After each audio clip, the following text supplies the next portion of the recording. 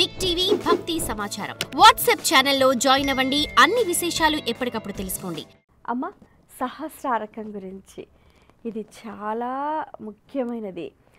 ఎవరికైతే సహస్రారకం విచ్చుకుంటుందో వారికి ఇంకా ఏ సాధనతో కూడా పని లేదంటారు. నిజమేనంటారా? సహస్రార చక్రం అదే ఏంటి అంటే సర్వ ఆనందమయ చక్రం అనండి, మోక్ష చక్రం అనండి, లేదా సర్వతత్వం అనండి. అంటే పూర్తిగా వ్యాపించే స్థితి. అందుకే సహస్రారము అంటే కూడా చాలామంది 1000 దళాలు అనుకుంటారు. ఇది 1000 అని కాదు అర్థం, అనేకం, ఇన్ఫినిటీ.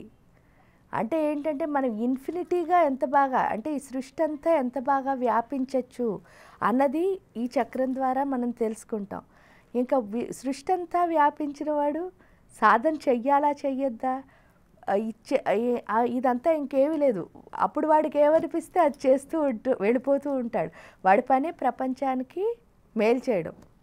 సహస్రార చక్రం ఎప్పుడైతే ఓపెన్ అవుతుందో వాడి పని, వాడు పుట్టిందే ప్రపంచానికి మేలు చేయడానికి. ఎందుకు అంటే సహస్రార చక్రం ఓపెన్ అవ్వడం అంటే ఆల్మోస్ట్ శివశక్తి యొక్క తత్వాన్ని పూర్తిగా నింపుకోవడం. ఎప్పుడైతే శివశక్తి యొక్క తత్వం మన లోపల నింపుతుందో ఇంకా అనవసరమైన విషయాలతో మనకేమి సంబంధ బాంధవ్యాలు ఉండకుండా పూర్తిగా శివశక్తితోనే ఎప్పుడు కలిసి ఉంటాము. ఎందువల్ల అక్కడ ఉన్న నాడులు కూడా మీరు చూస్తే ఇడా, పింగళ, సుషుమ్న. ఈ ఇడా, పింగళ నాడులను ఎప్పుడైతే బ్యాలెన్స్ చేసుకున్నామో సుషుమ్న గుండా కుండలిని శక్తి పూర్తిగా పైకి వచ్చి అక్కడ అమృత బాండంతో కలిసి ఆ అమృత బాండం ఈ కుండలిని కలిసి ఉన్న స్థితే శరీరం అంతా వస్తుంది. అప్పటి వరకు ఏంటంటే అయితే బాడీ చాలా చల్లగా అయిపోవడం లేదా చాలా వేడిగా అయిపోవడం ఇదే సాధన అని అనుకుంటాం. ఆ సహస్రారానికి వెళ్ళిన తర్వాత అర్థమవుతుంది నిజమైన సాధన చేసిన వాడికి ఎప్పుడు బాడీ గోరువెచ్చగా ఉంటుంది. అంటే వేడిగాను ఉండదు, చల్లగాను ఉండదు. గోరువెచ్చగా ఉండడం అంటే ఏమిటి అంటే అసలు ఇంకేమీ ఇంబ్యాలెన్స్లు ఉండవు.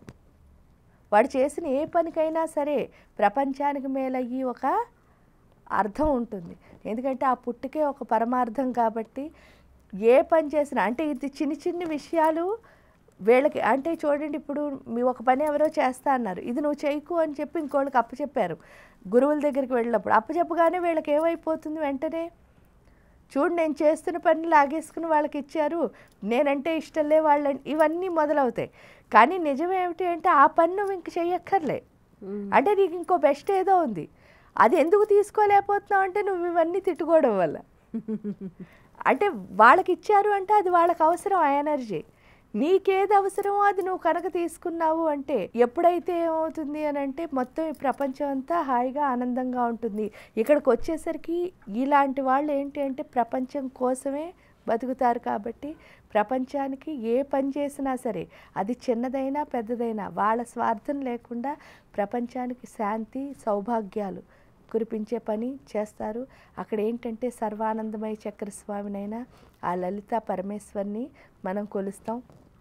ఎప్పుడైతే ఆ లలితాదేవి అంటే చాలామంది గురువుని కూడా అక్కడ కొలుస్తారు. ఈ లలిత అమ్మవారిని ఎప్పుడైతే మనం అక్కడ కొలుస్తున్నామో ప్రతి క్షణం ఆనందం. ఇదే మోక్షానికి మార్గం. ఇక్కడ ఏంటి అంటే మనం తరించడం ఒకటి. అందుకే వీళ్ళు ఏమని పిలుస్తారంటే ఈ తపస్సు చేసిన వాళ్ళని తరుణి అని పిలుస్తారు. తరుణి అంటే ఏంటంటే తరుణి తాపసారాధ్య తనుమధ్య తమోపహ. తరుణి అంటే ఏమిటి అంటే ఎప్పుడైతే కుండలిని శక్తి వెళ్ళి అమృత బాండంతో కలుస్తుందో తరుణి అన్న పదానికి అర్థం చాలామంది స్త్రీ అని అనుకుంటారు. ఇక్కడ తరుణి అంటే స్త్రీ అని కాదు, తను తరిస్తూ ఇంకోళ్ళని తరింపచేసే వాళ్ళని తరుణి అంటారు. ఆ తరిస్తూ తరింప చేయడం అన్నది సహస్రార చక్రం వల్ల వస్తుంది. అమ్మ, ఈ సహస్రారకం అనేది ఏ స్థాయిలో వికసిస్తుంది? ఇది ఒక్కొక్కటి ఆజ్ఞాచక్రం లో మనం ఏంటి అంటే పూర్తిగా మన బుద్ధిని మార్చుకుని ఆ విధి అంటే ఏంటంటే మనం అహం బ్రహ్మాస్మి అన్నదానికి ఆ తత్వంలోకి ఎప్పుడైతే వెళ్తామో అప్పుడు సహస్రార చక్రంలో అంటే ఏంటంటే మనం పూర్తిగా ప్రిపేర్ చేసి ఈ దేహం సర్వతత్వం అంటే ఏంటి, అసలు దేహం మీద మనకి ఏమి ఉండకూడదు, వ్యామోహం ఉండకూడదు. దేహం, కుటుంబం, వీళ్ళు నా వాళ్ళు, ఇక అవన్నీ అయిపోయిన స్థితిలో మాత్రమే ఈ సహస్రార అన్నది ముందుకు తీసుకెళ్తుంది. ఈ సహస్రారక సంబంధించి శివశక్తి అని అన్నారు కదా, ఎవరిని ఆరాధన చేయాలి? శివాశక్తి కలిసి ఉన్న స్వరూపమే లలిత. ఎందుకంటే శివశక్తి ఐక్య రూపిణి లలితాంబిక, ఆ రెండు కలిసి ఉన్న స్వరూపం లలిత కాబట్టి లలితను అక్కడ ఆరాధిస్తాం. అందుకే సర్వానందమయ చక్రస్వామిని పరాపరాతి రహస్య యోగిని అని అమ్మని పిలుస్తాం. ఆ పరాపరాతి రహస్య యోగినైన లలితా పరమేశ్వరిని అక్కడ కొలుస్తాం. సో లలితా పరావట్టారిక అంటే శ్రీచక్రంలో కూడా మధ్యలో ఉన్న అమ్మవారు బిందు స్థానం అని అంటూ ఉంటారు. సో ఆ అమ్మవారికి సంబంధించి మనం సాధన చేస్తే ఈ సహస్రారకం విచ్చుకుంటుంది. ఇప్పుడు ఒక చక్రం యాక్టివేట్ అయింది, ఎనర్జీ వచ్చింది, అది ఎంతకాలం ఉంటుంది? ఇది ఎలా అంటే అమ్మ 24 గంటలు మీకు బతికున్నంతకాలం సాధన అన్నది మానకూడదు.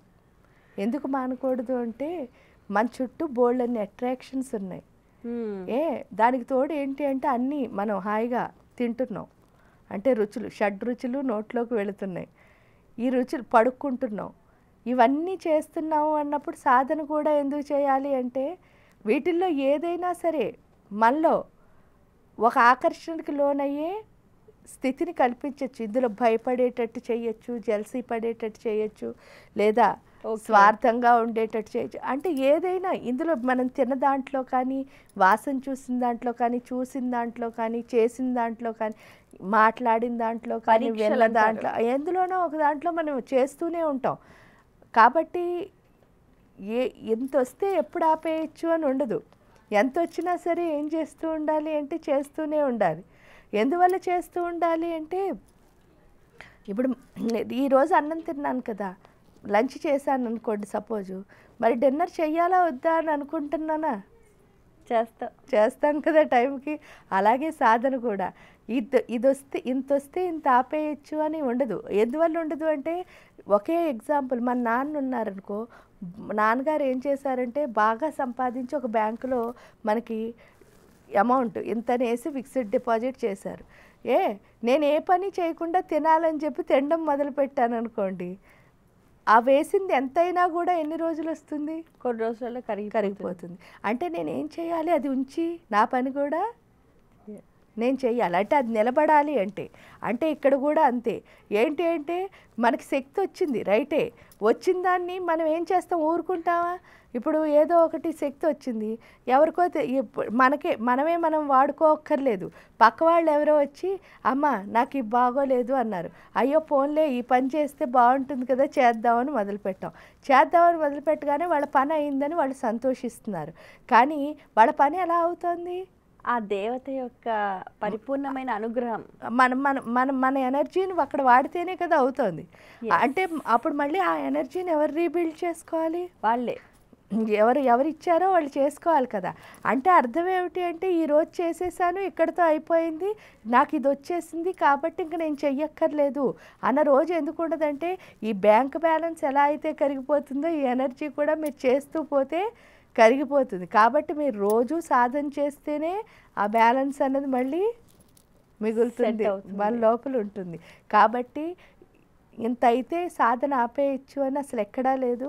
సాధన అంటేనే ఎప్పుడూ నిరంతరం చేయాల్సింది. అందుకే దీన్ని రహోయాగము అని పిలుస్తారు. రహోయాగం అంటే ఏంటంటే నిరంతరం చేయాల్సిన యాగం. ఆ నిరంతరం యాగం ఎక్కడ జరగాలి అంటే కుండలిని అంటే అగ్ని.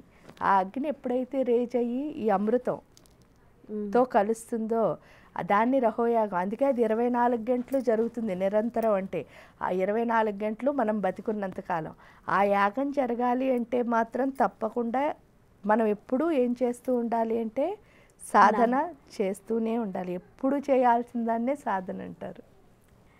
చాలా అద్భుతంగా తెలియజేశారు. అయితే అమ్మ, ఈ షట్చక్రాలు బాగా మనం యాక్టివేట్ చేసుకున్నాం.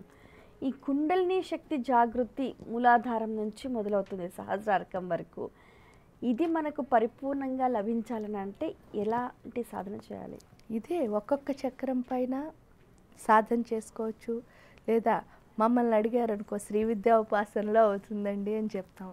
అలా అందరు గురువులు కనిపెట్టిన మార్గాలు గొప్పవే. అంటే ప్రతి శాస్త్రము గొప్పదే. కాబట్టి మీకు ఏ శాస్త్రం నప్పితే, అంటే నాకు ఇందులో ఇంకా ఎక్కడికి నడవాలనిపించకుండా ఇక్కడే ఆగిపోవాలనిపించింది ఒకటి ఉంటుంది కదా. ఇప్పుడు మాకు లలితమ్మ నచ్చింది, అలాగే ఇంకొకళ్ళు ఎవరో నచ్చచ్చు. ఆ గురువు ఏ సాధన చెప్పాడో ఆ సాధన మాత్రం ఖచ్చితంగా, అంటే మనం ఏ గురువుని ఫాలో అవుతున్నామో ఆ గురువు చెప్పిన సాధనని ఖచ్చితంగా వారు చెప్పినట్టు, మళ్ళీ మన సొంత తెలివితేటలు ఏం వాడకుండా వాళ్ళు చెప్పినట్టు కనుక మనం చేయగలిగితే తప్పకుండా ఈ కుండలిని అన్నది అన్ని చక్రాల్లోకి వెళ్తుంది.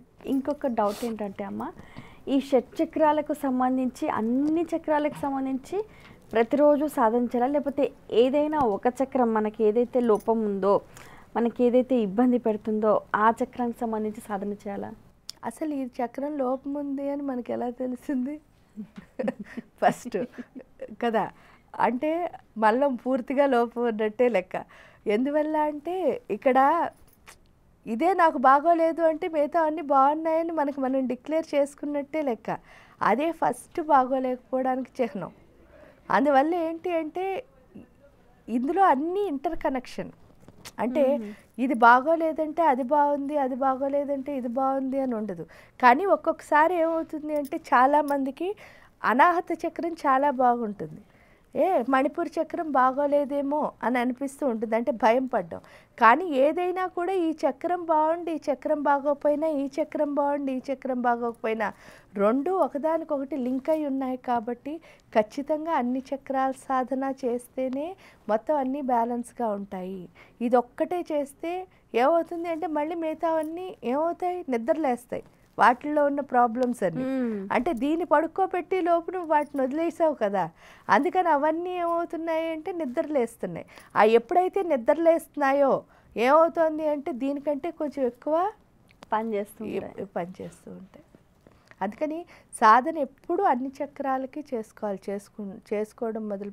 అయినా కూడా మీ ఒకటి నిజం ఏమిటి అంటే మీరు సాధన చేస్తూ పోతే అది ఏదైనా సరే, ఇక్కడ ఏంటంటే మూలాధారంలో గణపతి, స్వాధిష్టానంలో సుబ్రహ్మణ్య స్వామి, వీళ్ళందరూ అధిష్టాన దేవతలని చెప్పినా కూడా మీరు ఏదో ఒక సాధనని ఖచ్చితంగా చేస్తే మొత్తం అన్ని చక్రాలు యాక్టివేట్ అవుతాయి.